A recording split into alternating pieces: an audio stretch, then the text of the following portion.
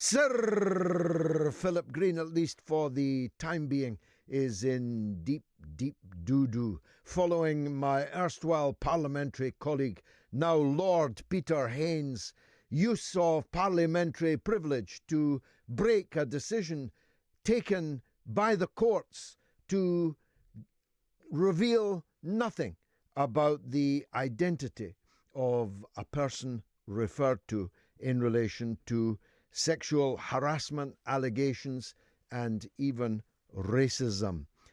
We first have to make absolutely clear that Sir Philip Green absolutely denies the allegations made against him. And he said in this statement, which I must refer to, "I'm not commenting on anything that's happened in court or was said in Parliament today. To the extent that it is suggested that I have been guilty of unlawful sexual or racist behaviour, I categorically and wholly deny these allegations. Arcadia," that's his company, "and I take accusations and grievances from employees very seriously, and in the event that one is realised, it is thoroughly investigated. In the event that one is raised, it is thoroughly investigated. Arcadia employs more than 20,000 people, and in common with many large businesses, sometimes receives formal complaints from employees. In some cases, these are settled with the agreement of all parties and their legal advisors. These settlements are confidential, so I cannot comment further on them." That's a robust and wholehearted denial of the allegations made. But it raises a number of important points before I turn to my thoughts on Sir Philip Green himself. It raises the issue of non-disclosure agreements and the access to the justice system of extraordinarily rich people employing £500 an hour lawyers who are able to conceal the identity of people who would not be able to be concealed if they didn't have the £500 an hour for the lawyer and didn't have the exorbitant court fees. It raises that issue, that if John Doe, who worked, say, in British home stores, were similarly accused, you'd know about it. You wouldn't know any more about the truth of the allegations, any more than you can know about allegations against Sir Philip Green, but you'd certainly know the identity of the person against whom these allegations were being levelled.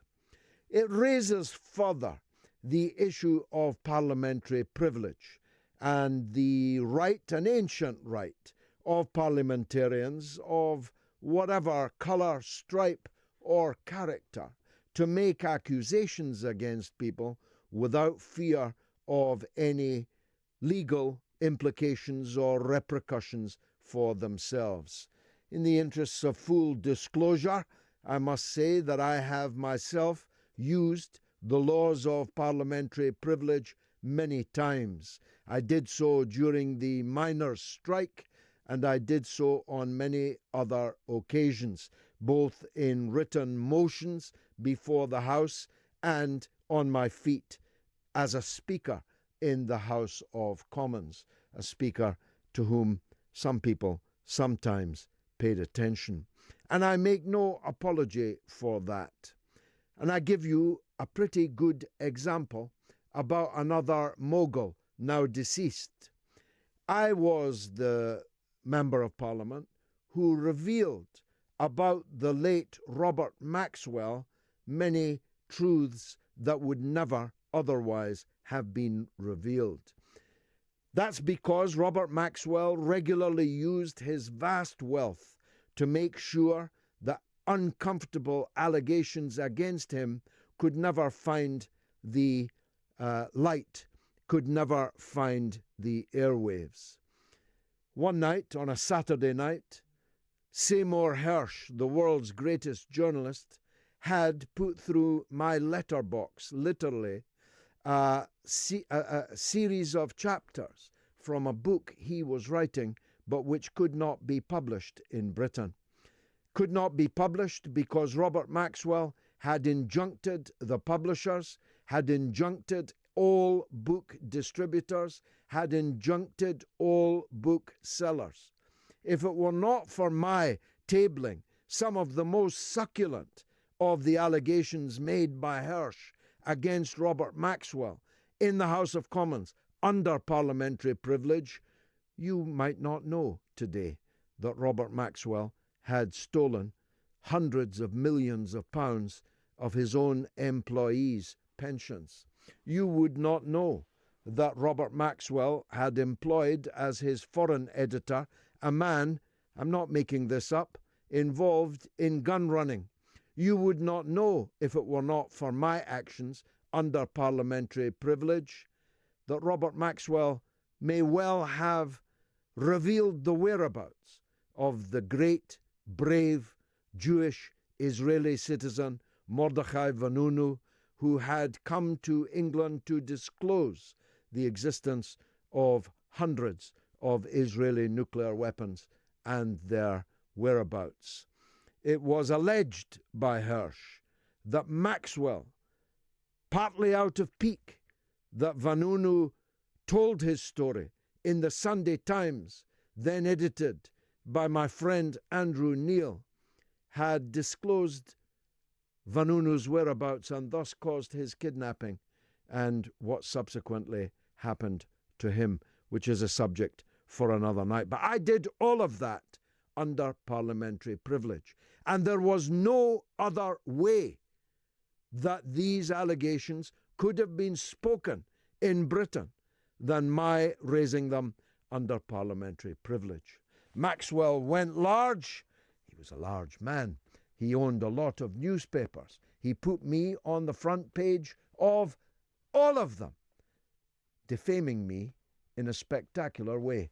And I'm still enjoying the fruits of those defamations, because a few weeks later, Robert Maxwell fell off the back of his yacht and drowned in the Mediterranean. And within days, every one of the allegations made by Hirsch and repeated by me in Parliament had been vindicated. My part in the downfall of one tax-dodging bully who never got a knighthood. So extreme were his behaviours.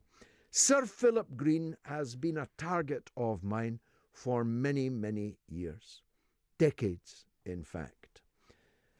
It started when I discovered that all those stores that we thought had been owned by Sir Philip Green were not actually owned by him at all. It was Mrs. Green that was the business genius behind the rise and rise on the country's high street of Sir Philip Green. He was just the water carrier. She was the owner of the company.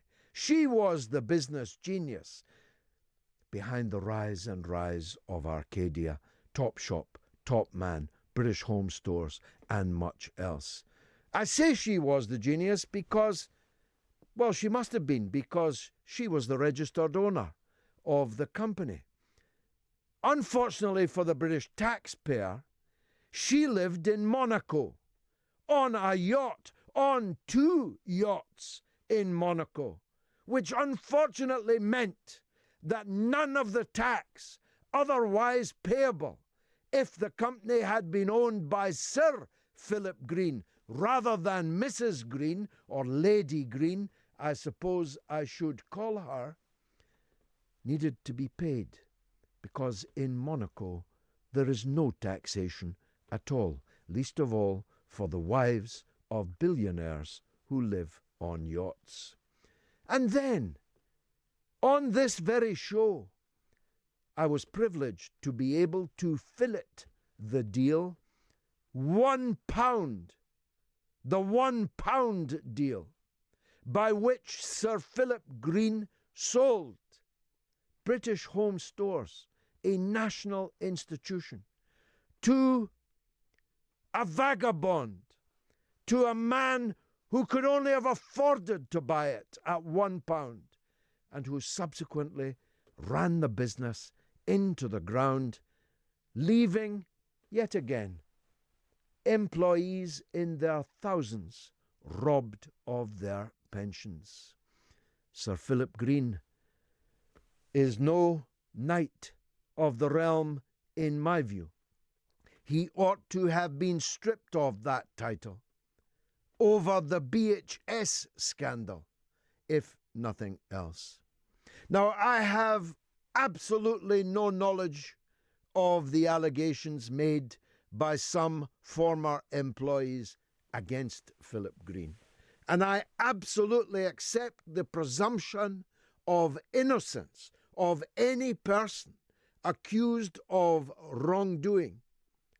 But I wholeheartedly support Peter Hain's revelation in Parliament yesterday, because it's in the interests, not just of justice, it's in the interests of the British public that rich people cannot conceal themselves from view in a way that poor people could not. And for those reasons, I take my hat off to Lord Peter Hain. Now, the man who knighted Sir Philip Green was Tony Blair. Don't you just miss those Blair years when Tony could hand out the wool sack to his flatmates and knighthoods to any buccaneer that caught his fancy? And he's back in the news too, because thanks to the Daily Telegraph, we know that Tony Blair is being paid £9 million a year by the Crown Prince of Saudi Arabia for advice, don't you know, on the modernization of the kingdom. Well, we now know more than we did last Friday at this time about how that modernization project in the kingdom is going, how they are benefiting from Tony Blair's £9 million a year advice. We now know what we didn't last Friday, that everything that Saudi Arabia had said about the murder of Jamal Khashoggi, the US resident and Washington Post columnist, had been a lie. We now know that when they said that he had left the consulate peacefully and in one piece, half an hour after entering it, that was a lie. The second Saudi story, that Khashoggi had died as a result of a fist fight with 18 men of military age, one of them armed with a bone saw, was also a lie. We know that the third Saudi story, that there had been no look-alike, no body double involved, was also a lie. Saudi Arabia now accepts that a man who looked enough like Khashoggi had indeed donned the clothes, not just the suit, but the shirt and the vest of Khashoggi, and gone walkabout on CCTV in the hope of convincing the gullible that Khashoggi had indeed left the consulate in one piece. We now know and even the training shoes, that's right, the vest, the underwear, the shoes weren't right, but everything else was. We then know that the next Saudi story, this is all in 1 week, by the way, the next Saudi story, that it was rogue elements without any kind of meditation, premeditation, had carried this out, was also a lie. Saudi Arabia now accepts that the killing of Khashoggi was premeditated murder. The important thing to know now is who premeditated it. Well, we can't know yet for certain, but we do know that 5 of the 18 men were part of the Crown Prince's inner circle. We know that thanks to groundbreaking journalism, full marks to them, by the New York Times and by the Washington Post, which has tracked and recovered the photographs of these 5 men standing next to the Crown Prince on his various foreign perambulations. So if it was premeditated, and 5 of the people in the crew were in the Crown Prince's inner circle, and it is alleged, not yet actually on the table, but alleged by authoritative sources in Turkey, that telephone calls and other Skype calls were happening between the office of the Crown Prince and the consulate whilst the murder was taking place. You've got to say the Crown Prince of Saudi Arabia's cloak is on a shaky nail. So much so that even Donald Trump is having to abandon ship. So we'll be looking in the course of this as to what all this means for Saudi Arabia and its closest allies, amongst whom, of course, are our own country. We'll be looking also at the breaking story out of the United States about the arrest of the alleged suspect bomber, who turns out to be an American white man, apparently right man, from Florida. We'll be talking to Michael Graham, our colleague and US political commentator, about that. And we'll be talking about fireworks. It's going to be fireworks all night, actually, here on the Mother of All Talk Show.